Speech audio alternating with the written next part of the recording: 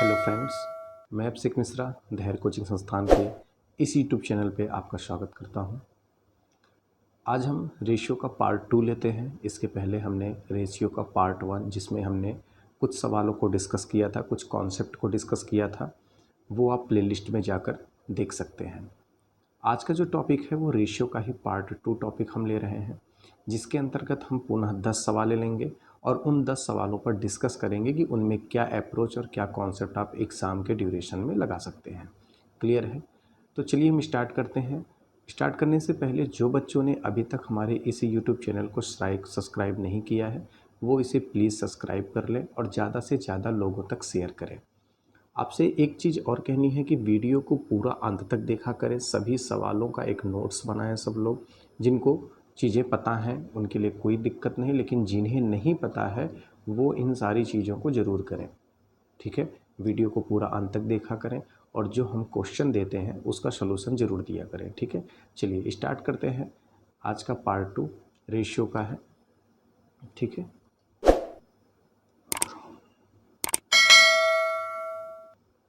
चलिए पहला क्वेश्चन जो आपकी स्क्रीन पर दिख रहा है वो ये है। आप क्वेश्चन को देखें और वीडियो को पॉज्ड करके पूरा क्वेश्चन सॉल्व करने की कोशिश करें। ठीक है? चलिए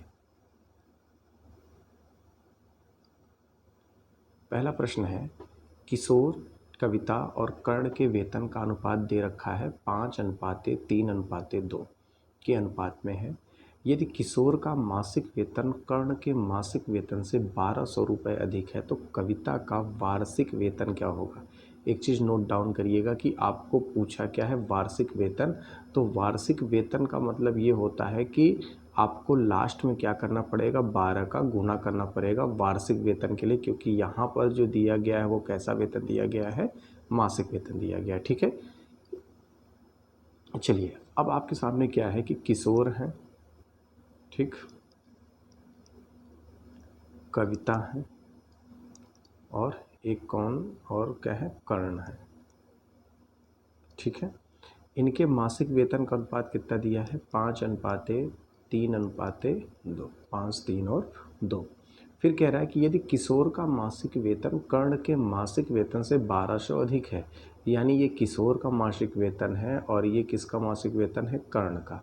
तो इनके बीच में अगर हम देखें तो ये 5 यूनिट और -2 यूनिट, क्योंकि किशोर और कर्ण, किशोर और कर्ण के मासिक वेतन का अंतर कितना दिया है, 1200 रुपये अधिक है। तो 5 यूनिट -2 यूनिट की वैल्यू कितनी आ जाएगी, 3 यूनिट।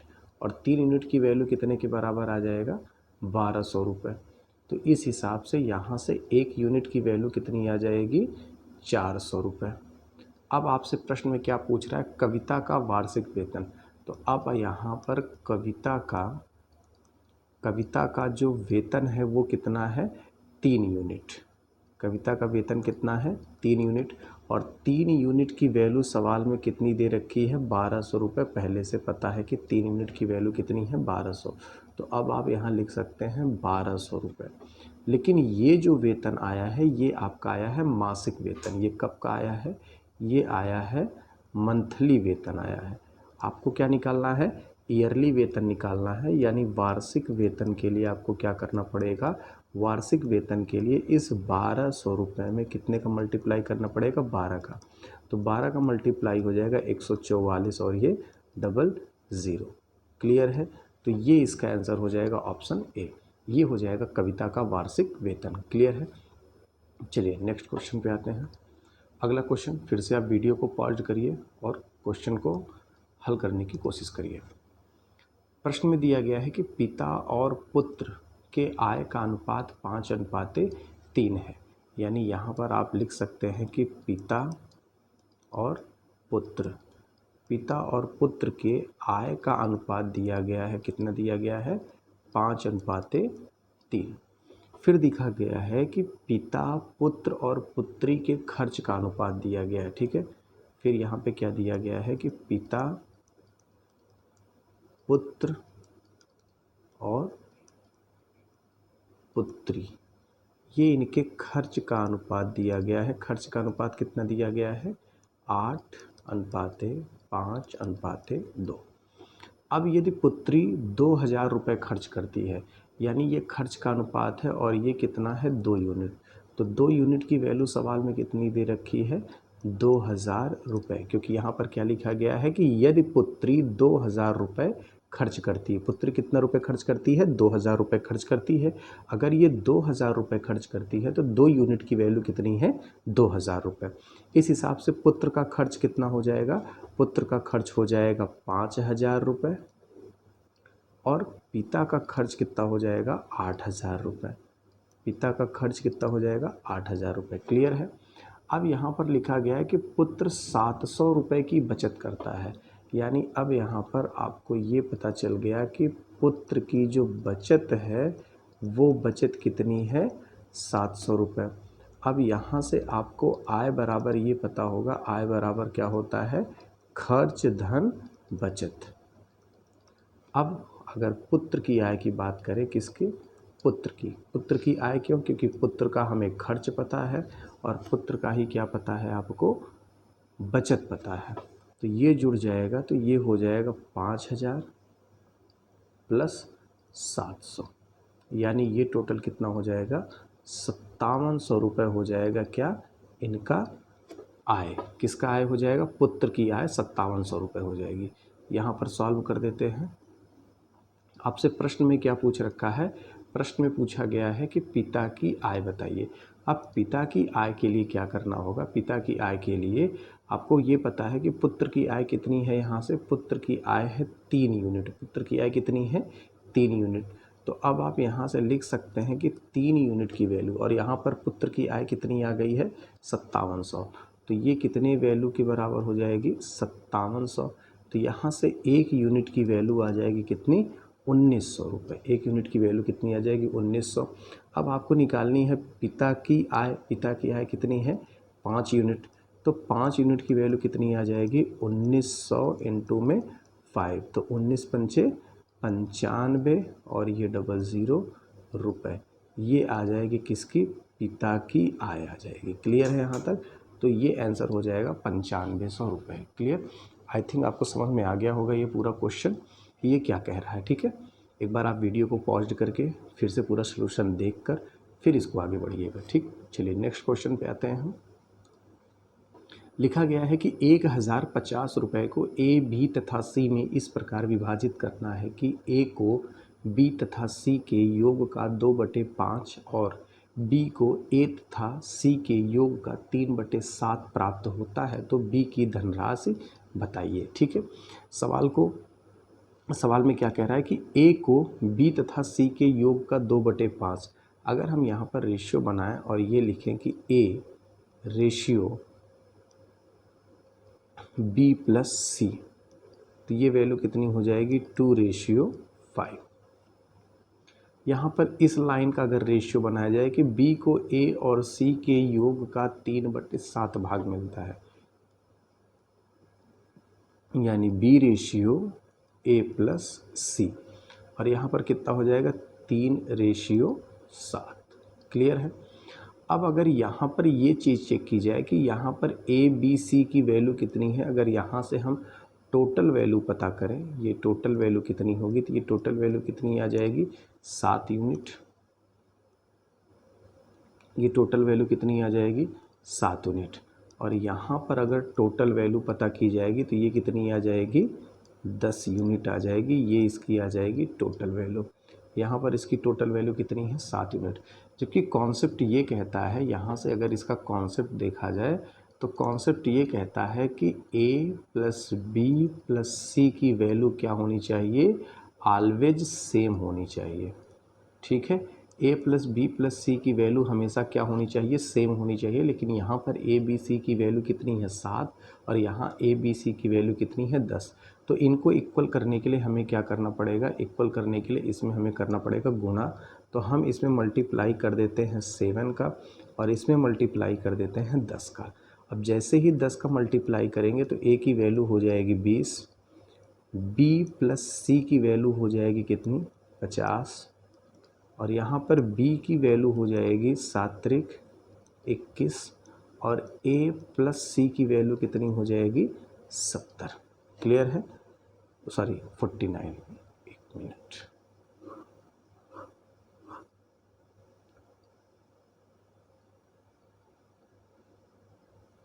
ये वैल्यू हो जाएगी 7×49। ए प्लस सी की वैल्यू कितनी हो जाएगी 49। अब यहाँ पर ए बी सी की वैल्यू देखेंगे तो भी 70 आ रही है, यहाँ पर ए बी सी की वैल्यू देखेंगे तो भी कितनी आ रही है 70 आ रही है। अब यहाँ से एक चीज़ ये पता चल गई कि अगर ए की वैल्यू देखी जाएगी तो ए की वैल्यू कितनी हो गई, ए की वैल्यू हो गई है 20 और बी की वैल्यू कितनी हो गई है 21। अब आपको निकालना है सी की वैल्यू, ठीक है। अब यहाँ पर a प्लस सी की वैल्यू कितनी दे रखी है 49, और अगर 49 में से a की वैल्यू अगर आप 20 निकाल दे तो c की वैल्यू कितनी हो जाएगी 29 हो जाएगी। अगर इसकी वैल्यू 20 निकाल दे तो इसकी वैल्यू कितनी हो जाएगी 29। ये a b c की क्या हो गई, वैल्यू हो गई। अब आपको ये चीज़ पता है कि a b और c इनका जो रेशियो कितना दिया है 20, 21 और कितना दिया है 29। और अगर अब आप इसका टोटल करेंगे तो ये टोटल वैल्यू कितने के बराबर हो जाएगा 70 यूनिट के। और 70 यूनिट की वैल्यू कितनी दे रखी है 1050। 70 यूनिट की वैल्यू कितनी है 1050। तो यहाँ से एक यूनिट की वैल्यू जब निकल जाएगी तो एक यूनिट की हो जाएगी 150। एक यूनिट की वैल्यू कितनी हो जाएगी 150, सॉरी 70 की वैल्यू निकालनी है तो 15 हो जाएगी। एक यूनिट की वैल्यू कितनी आ जाएगी 15। 70 यूनिट की वैल्यू 1050 है तो एक यूनिट की वैल्यू कितनी हो जाएगी 15 हो जाएगी। 70 से क्या करेंगे डिवाइड कर देंगे। आपसे पूछा है कि बी को कितनी धनराशि प्राप्त होगी, तो बी की धनराशि अगर आप देखेंगे तो बी को कितना प्राप्त हुआ है 21 यूनिट। तो 21 यूनिट की जब वैल्यू आप निकालेंगे तो 21 यूनिट की वैल्यू हो जाएगी 21 गुणे 15। तो 15 कम 15 की 5 हासिल 15 दूनी 30 और एक कितना हो जाएगा 31। तो इसकी वैल्यू आ जाएगी 315। Option number D. क्लियर है यहाँ तक? उम्मीद करता हूँ कि ये क्वेश्चन आपको समझ में आ गया होगा। क्लियर है? चलिए नेक्स्ट क्वेश्चन पे चलते हैं। आपकी स्क्रीन के सामने है अगला प्रश्न, आप इसे देखें और वीडियो को पॉज करके सॉल्व करने की कोशिश करें। दिया गया है कि एक सर्कस में प्रथम, द्वितीय और तृतीय श्रेणी के टिकट का मूल्य 60 रुपये, 40 रुपये और 20 रुपये है। इस श्रेणियों में सर्कस देखने वाले दर्शकों की संख्या 5:8:12 है। एक टिकट का औसत मूल्य ज्ञात कीजिए। अब आपको ये पता है कि ये इनकी संख्या का अनुपात है, और अगर एवरेज बराबर देखा जाए तो एवरेज बराबर होता है कुल योग बटे कुल संख्या। ये होता है एवरेज का फार्मूला, ठीक है। तो हम पहले कुल योग निकाल लें तो यहाँ से फर्स्ट रेशियो सेकेंड और रेशियो थर्ड। अगर यहाँ पर इनके यात्रियों की बात करें तो ये 5 है, ये 8 है और ये कितना है 12 है। अब ये इनके टिकट का मूल्य है 60, 40 और 20। ये इनके टिकट का मूल्य है, यानी इसके टिकट का मूल्य है 60, इसके टिकट का मूल्य है 40 और इनके टिकट का मूल्य है 20। अगर टोटल देखा जाए तो इनका मल्टीप्लाई हो जाएगा 240, इनका हो जाएगा 320 और इनका हो जाएगा 300। अब अगर इसे ऐड कर दिया जाए तो ये टोटल वैल्यू आ जाएगी 0, 4 2 6 और 3 2 5 और 5 3 कितना हो जाएगा 8, यानी ये 860 रुपये टोटल हो जाएगा। अब एवरेज बराबर होगा, एवरेज बराबर कुल योग यानी 860 बटे ये संख्या हम देख लेते हैं 15 8 20 और ये कितना हो जाएगा टोटल इसकी वैल्यू आ जाएगी 25। तो यहाँ कितने से डिवाइड कर देंगे 25 से डिवाइड कर देंगे। क्लियर है? 25 से आप चाहे भाग कर दो, चाहे ऊपर नीचे 4 का मल्टीप्लाई कर देना। ऊपर नीचे 4 का मल्टीप्लाई 0, 6 चौके 24 की 4 हासिल लगे 2, 8 चौके 32 और 2 कितने होते हैं 36 डिवाइड बाई 25 चौके 100। तो कितना हो जाएगा 36.40। ये इस सवाल का आंसर हो जाएगा नन ऑफ दीज। क्लियर है? एक बार कैलकुलेशन आप चेक कर लेना। एक मिनट, कैलकुलेशन यहाँ पर थोड़ा सा गलत हो गया, इसको ज़रा सही कर लेते हैं। ये वैल्यू यहाँ पर 4 का जब मल्टीप्लाई करेंगे तो 4 का मल्टीप्लाई ये 0 हो जाएगा, ये 0 हो जाएगा और 4 6 24 की 4 हासिल लगे 2 और 4 8 32 2 कितने हो जाते हैं 34 और ये बटे कितना रहेगा 100। ठीक है, तो ये आ जाएगा 34.4 रुपीज़। ये इस सवाल का आंसर हो जाएगा। तो ऑप्शन डी नहीं होगा, 34.4 ये ऑप्शन होगा, ऑप्शन बी आपका। क्लियर है, ये आंसर नहीं होगा। तो चलिए अगले क्वेश्चन पे आते हैं।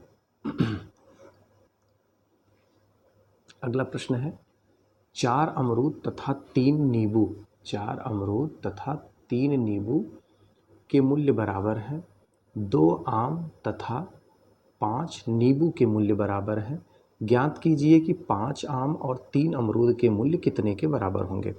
तो देखा जाए तो यहाँ पर लिखा गया है कि 4 अमरूद, यहाँ पर क्या है 4 अमरूद बराबर हैं किसके 3 नींबू के। तो यहाँ पर अमरूद और नींबू का अगर मूल्य निकालें तो कितना आ जाएगा 3:4 आ जाएगा। ठीक है, 3:4 3:4। इसी प्रकार से अगला दिया गया है कि 2 आम बराबर है 5 नींबू के, 2 आम बराबर है 5 नींबू के। अब यहाँ पर आम और अगर नींबू का रेशियो निकालना होगा तो ये वैल्यू आ जाएगी 5:2। क्लियर है यहाँ तक। अब आपसे पूछा गया कि ज्ञात कीजिए कि 5 आम और 3 अमरूद के मूल्य में कितना अनुपात होगा, यानी 5 आम लेना होगा और 3 अमरूद लेना होगा। लेकिन अब यहाँ पर अगर आप एक चीज़ देखें तो यहाँ पर जो नींबू है, यहाँ पर एक नींबू की वैल्यू कितनी है 2 और यहाँ पर एक नींबू की वैल्यू कितनी है 4 है, जबकि ये नींबू की वैल्यू दोनों जगहों पर क्या होनी चाहिए इक्वल होनी चाहिए। तो नींबू की वैल्यू इक्वल करने के लिए हम इसमें क्या करेंगे 2 का गुना कर देंगे। अगर 2 का गुना कर देंगे तो अब यहाँ से पता चल जाएगा कि अमरूद, नींबू और आम, एक अमरूद, एक नींबू और एक आम की कीमत का रेशियो पता चल जाएगा। अमरूद 3 ही रहेगा, नींबू की वैल्यू 4 रहेगी और आम की वैल्यू कितनी हो जाएगी 10। यानी एक अमरूद, 3 नींबू और एक आम की जो कीमत है उनका अनुपात है 3, 4 और 10। अब पूछा जा रहा है कि 5 आम, तो 5 आम की वैल्यू कितनी हो जाएगी 5 और आम की वैल्यू कितनी है 10, तो ये कितना हो जाएगा 10 बचे 50। और फिर 3 अमरूद, 3 अमरूद की कीमत कितनी है 3 गुणे और एक अमरूद की कीमत कितनी है 3, तो कितना हो जाएगा 3 त्रिका 9। और इनका जब आप रेशियो निकालेंगे तो आंसर आ जाएगा 50:9। ये इस सवाल का क्या हो जाएगा आंसर हो जाएगा 50:9। क्लियर है, यहाँ तक समझ में आ गया होगा। चलिए अगला क्वेश्चन देखते हैं। जो क्वेश्चन आपको नहीं समझ में आएगा आप उसे एक बार 2 बार वीडियो को ज़रूर देखेंगे तो क्वेश्चन आपको क्लियर हो जाएगा। ठीक है, अब ये थोड़ा सा क्वेश्चन लेंदी है और इसको समझने की कोशिश करिएगा। प्रश्न में दिया गया है ए एवं बी को कक्षा 5 में 3:4 के अनुपात में अंक मिले। यानी अगर यहाँ पर देखा जाए तो ए और बी को क्लास 5th का जो इनका नंबर था वो नंबर किस रेशियो में था 3:4 के अनुपात में। क्लियर है। अब यहाँ से कहा गया है कि कक्षा 5 की तुलना में कक्षा 6 में दोनों के, यानी ये हो गया ए का और ये किसका हो जाएगा बी का, दोनों का अनुपात इस प्रकार से दिया गया है। यानी यहाँ पर दिया गया है class 5th ratio class 6th का, ये दिया है ए के लिए और ये अनुपात कितना दिया है 5:6। और उसी प्रकार से क्लास 5th का रेशियो क्लास 6th के साथ दिया गया है, किसका दिया गया है बी का, और वो कितना दिया गया 4:5। तो एक तो रेशियो ये दिया गया है बी के लिए और एक रेशियो ये दिया गया है ए के लिए। ठीक है, ये चीज़ आपको समझनी है। और यहाँ पर क्लास 5th का ए और बी का दोनों दिया गया है 3:4। यहाँ पर क्लास 5th और 6th का दिया गया है ए के लिए 5:6 और यहाँ पर बी के लिए दिया गया है 5:5th और 6th का रेशियो दिया है 4:5। अब आपसे पूछा गया है एक रेशियो भी और दिया गया है, ये दिया गया कक्षा 6th की तुलना में कक्षा 7th में दोनों के अंक क्रमशः, यानी ये दिया है ए का और ये दिया गया किसका, बी का।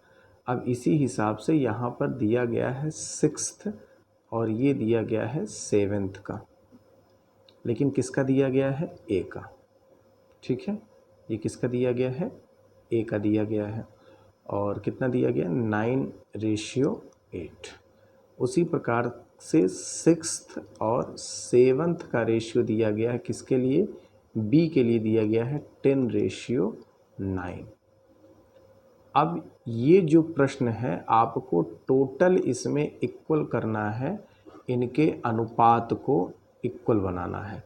इस पूरे प्रश्न में क्या करना है, इनके रेशियो को इक्वल करना है। रेशियो का इक्वल करने का मतलब क्लास 5th में ए का कितना है, 3 है। यहाँ पर क्लास 5th में ए का कितना है, 5 है। अच्छा, ए का 5 है, 6th में कितना है, 6 है, लेकिन यहाँ पर क्लास ए का 6 में कितना है, 9 है। अब ये जो वैल्यू वेरिएशन कर रही है, अब इन्हीं वैल्यू को आपको क्या करना पड़ेगा, पहले इक्वल करना पड़ेगा। क्लियर है। अब आप चाहें तो इक्वल करें और ना चाहें तो इसके दो मेथड होते हैं। या तो आप पहले इसे वन स्केल में क्लियर कर लें। वन स्केल का मतलब यानी क्लास ए का 5th ratio 6th ratio 7th, ये पूरी वैल्यू निकाल लें। इसी प्रकार से बी की पूरी वैल्यू निकाल सकते हैं आप चाहे ये तरीका अपना लो और चाहे एक दूसरा तरीका है उसे आप देख सकते हो। अगर आप जल्दी करना चाहते हैं प्रश्न को तो उसे देख लेते हैं। ठीक है, चलिए।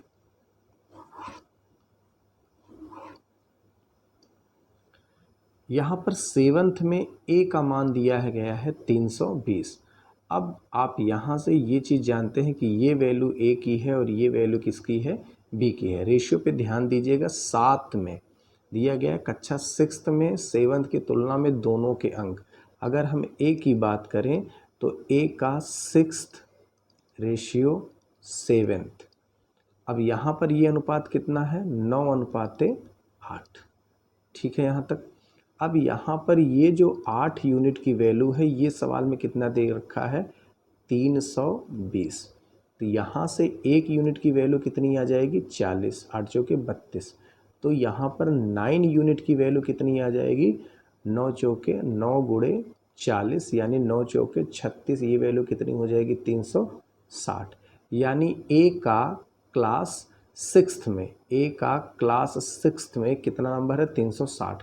आपसे पूछ क्या रहा है, तो 5th में बी का मान बताइए। तो अब आप पहले यहाँ पर आ जाइए, ए का 5th रेशियो 6th पता कर लेते हैं कितना है।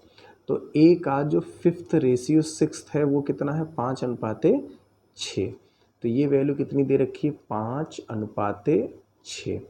अब यहाँ से आपको ये पता है कि ये जो 6 यूनिट है ये कब का है, ए का क्लास 6th का। लेकिन यहाँ पर ए के क्लास 6th का रेशियो कितना है, 6 का मान कितना है, 360।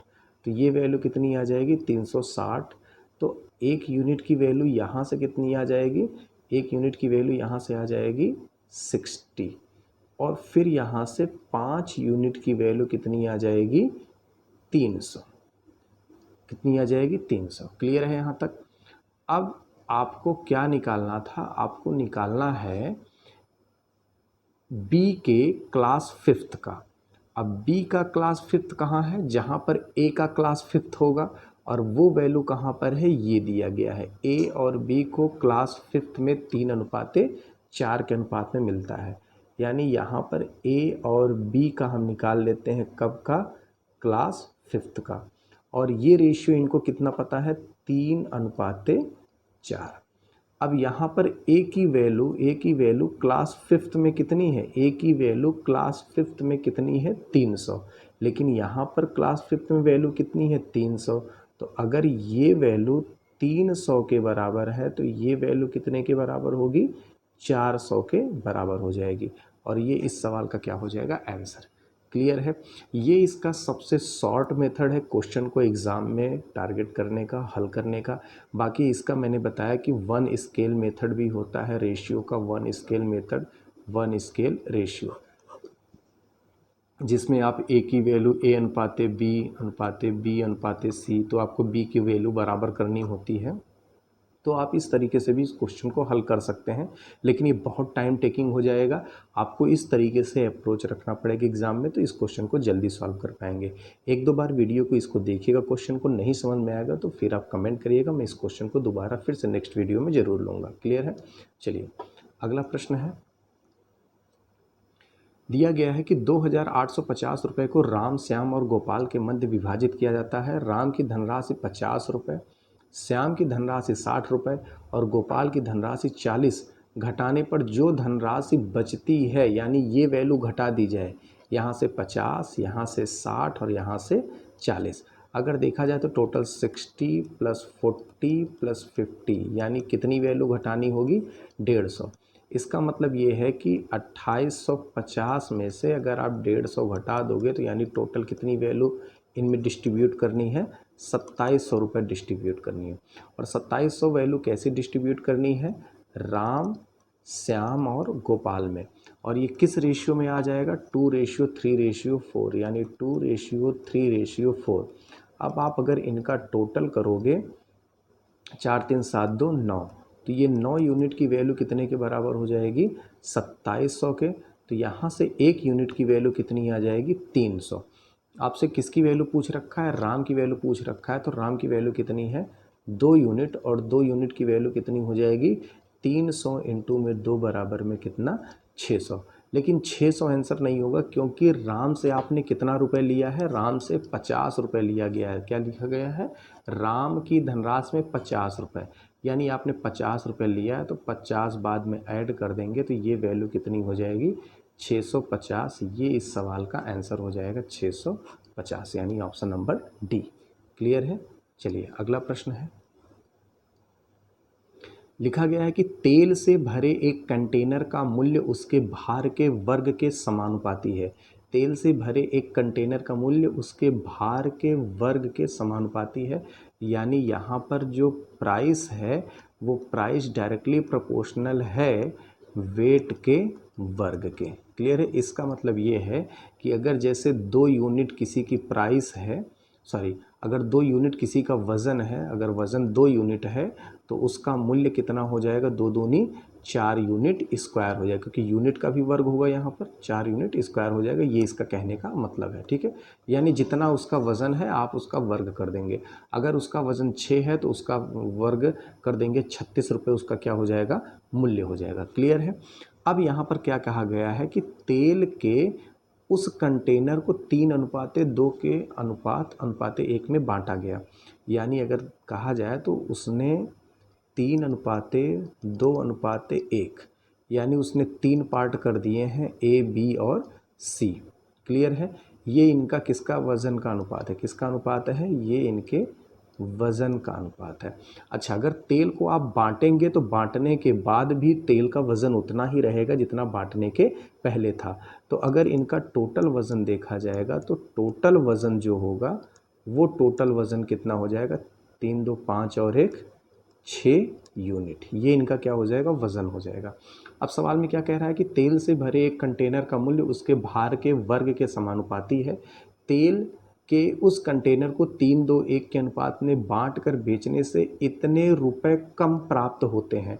इसका मतलब ये है कि अगर तेल को पूरा बेचा जाता, अगर इस रूप में न बांटा जाए, यानी उन्हें बांट कर अगर हम ना बेचें, पूरा इकट्ठे अगर बेच देते हैं, तो जो धनराशि प्राप्त होगी और जो बांटने के बाद धनराशि प्राप्त हो रही है, उनके बीच में कितने रुपए की कमी आ रही है, 4620 रुपये की कमी आ रही है। यानी बांट कर बेचने पर रुपए क्या हो रहा है, कम मिल रहा है। अच्छा, अब जरा यहाँ पर देख लेते हैं।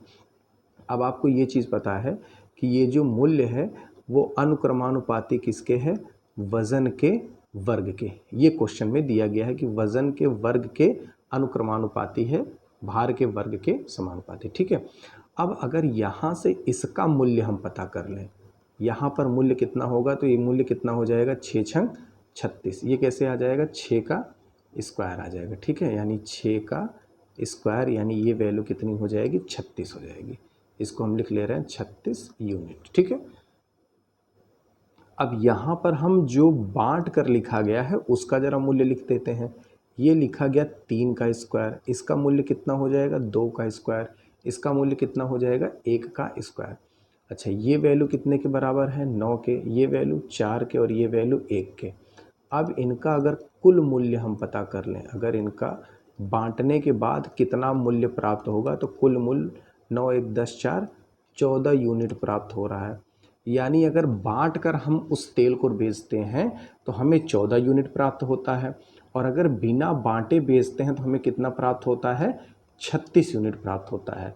यानी अब यहाँ से ये निकालने के मूल्य में अंतर, तो मूल्य का जो अंतर है वो पहले हमें मिलता था 36 यूनिट और बाद में कितना मिल रहा है, 14 यूनिट, और ये डिफरेंस कितने के बराबर हो जाएगा, 22 यूनिट के। अब ये जो 22 यूनिट की वैल्यू है ये किसके बराबर हो जाएगा, 4620 के। तो यहाँ से लिख लेना होगा कि 22 यूनिट की वैल्यू कितनी है, 4620। तो 1 यूनिट की वैल्यू आ जाएगी, 22 से कैंसिल कर देंगे, 22 दूनी 44 और 2, ये आ जाएगा 210। अब आपसे क्या पूछा था, पूरे कंटेनर का मूल्य, यानी आपको वास्तविक मूल्य पूछ रहा, वास्तविक मूल्य कितना है, 36 है। तो अब आपको निकालना होगा 36 यूनिट की वैल्यू, यानी 210 गुणे 36। जब आप इसको कैलकुलेट करेंगे तो ये आ जाएगा 7560 रुपये। आप यूनिट डिजिट चेक कर लोगे तो भी आपको लगभग आंसर आई थिंक ये मिलेगा 7000। चलिए नेक्स्ट क्वेश्चन है, लास्ट क्वेश्चन दिया गया है कि यक्स वाई के घन के व्युत्क्रमानुपाती है। जब यक्स का मान 3 के बराबर है तब वाई का मान 2 है, तो यक्स का मान 8/9 होने पर वाई का मान क्या होगा। देखिए सवाल में ये कह रहा है कि यक्स के घन के व्युत्क्रमानुपाती, यक्स वाई के घन के, यानी ये जो एक्स की वैल्यू है ये व्युत्क्रमानुपाती है 1/y का क्यूब। आप इसे लिख सकते हैं यक्स बराबर k/y का क्यूब। अब एक कांस्टेंट यहाँ पर हमें क्या मिल गया है, k, इसकी वैल्यू हमें क्या करनी होगी, फाइंड आउट करनी होगी। क्लियर है। या तो आप ऐसे कर सकते हैं, या तो आप यहाँ से लिख सकते हैं कि k बराबर क्या मिल जाएगा, xy का क्यूब। क्लियर है। अब आप यहाँ लिख सकते हैं x1 y1 का क्यूब बराबर x2 y2 का क्यूब। क्लियर। और ये वैल्यू कितने के बराबर हो जाएगी, k के। अब आपको यहाँ से क्या पता करना होगा, x की वैल्यू जब आप 3 रखते हैं, यानी x की वैल्यू अगर हम 3 रख दें तो y की वैल्यू कितनी मिल जाती है, 2 मिल जाती है, यानी ये कितनी हो जाएगी, 2 का क्यूब बराबर। अब कह रहा है कि यदि x की वैल्यू 8/9 रख दें तो फिर y की वैल्यू कितनी रखनी होगी, y का क्यूब है। ठीक है। अब इस वैल्यू को अगर आप सॉल्व करेंगे तो ये 2 का क्यूब इस 8 को कैंसिल कर देगा और यहाँ से आ जाएगा y का क्यूब बराबर 9 त्रिक 27। तो फिर y की वैल्यू कितनी आ जाएगी, 3 आ जाएगी, और ये इस सवाल का क्या हो जाएगा, आंसर हो जाएगा। ठीक है। एक बार आप क्वेश्चन को फिर से समझिए। सवाल में क्या दिया गया कि यक्स वाई के घन के व्युत्क्रमानुपाती है और यक्स का मान 3 है। अगर व्युत्क्रमानुपाती है तो यक्स इन्वर्सनली प्रोपोर्शनल कितने हो जाएगा, वाई क्यूब के। तो यहाँ से जब ये इन्वर्सनली प्रोपोर्शनल हटेगा तो यहाँ पर एक कांस्टेंट क्या आ जाएगा, के। तो के की वैल्यू हो जाएगी यक्स इंटू वाई का क्यूब। अब यहाँ पर अगर हम यक्स और वाई की वैल्यू को टर्मिनेट करें तो x1 y1 बराबर x2 y2, ये क्या हो जाएगा, के हो जाएगा। अब सवाल में दिया गया है कि यदि x की वैल्यू 3 होगी तो x की वैल्यू 3 रख देते हैं, फिर y की वैल्यू कितनी होगी, 2, तो 2 का क्यूब रख देंगे बराबर। फिर से कह रहा है कि यदि x की वैल्यू 8/9 हो, यानी x2 की वैल्यू कितनी हो जाएगी, 8/9, तो 8/9 इंटू में y क्यूब की वैल्यू निकालनी है। और जब आप इसे कैलकुलेट करेंगे तो यक्स की वैल्यू कितनी आ जाएगी, 3 आ जाएगी। क्लियर है। चलिए ये आपका कंप्लीट हो गया सेशन। लगभग हमने सभी क्वेश्चन को 10 क्वेश्चन, आई थिंक आपको ये समझ में आए होंगे कि ये 10 क्वेश्चन आपके लिए कितने इम्पॉर्टेंट है। आपको जो क्वेश्चन नहीं समझ में आता है आप उसे टेलीग्राम पर, हमारे टेलीग्राम धैर्य कोचिंग संस्थान नाम से है, धैर्य कोचिंग संस्थान। आप इस टेलीग्राम को ज़रूर ज्वाइन करिएगा, इसका लिंक हम डिस्क्रिप्शन में दे दिया करेंगे, आप उसे ज्वाइन कर लीजिए। वहाँ पर PDF, वहाँ पर नोट्स, ये सारी चीज़ें होंगे। आप अपने डाउट भी वहाँ पर दे सकते हैं कि हम उसको सॉल्व कर पाएँ, और वीडियो में जो त्रुटियाँ हों उसको सुझाव दीजिए कि हाँ ये चीज़ें इस वीडियो ऐसे क्लास